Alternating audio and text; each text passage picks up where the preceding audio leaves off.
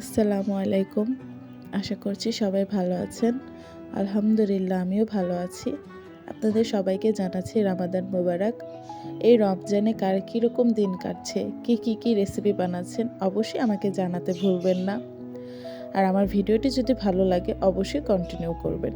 তো আজকে আমি রমাদান স্পেশাল হিসাবে যেসব ভাজা পোড়া আইটেম থাকে সেগুলোই আমি বানাবো।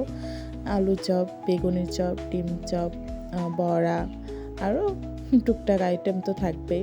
রমাদান আসলেই কেন না জানি ছোট্টবেলার কথা মনে পড়ে যায়, যখন রোজা রাখতেই পারতাম না।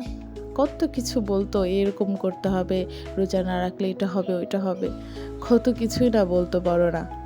তো আর এখন রোজা রেখে কত আইটেম রান্না করে সবার সামনে প্রেজেন্ট করতে হয়।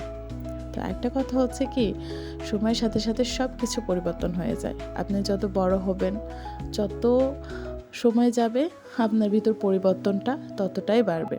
আপনার বাস্তব জীবনটা আপনার সামনে তখন আপনি উপভোগ করতে পারবেন। যাই হোক, এখন রান্নার বিষয় বলা যাক। আমি যতটুকু যেভাবে পারি সেভাবেই আপনাদের সাথে শেয়ার করার চেষ্টা করি। প্রফেশনালি আমি কোনো কিছুই ভালো মতো পারি না, বাট চেষ্টা করি যতটুকু পারা যায় আপনাদের সামনে প্রেজেন্ট করার। আর আমার যদি ভিডিওতে কোনো রকম ভুল ত্রুটি থেকে থাকে আপনারা ক্ষমা দৃষ্টিতে দেখবেন। আর সাবস্ক্রাইব, লাইক, কমেন্ট করতে একদমই ভুলবেন না, এটা আমার আপনাদের কাছে রিকোয়েস্ট। তো সবগুলো আইটেম আমি রেডি করে দেন একসাথে সবগুলো সার্ভ করব।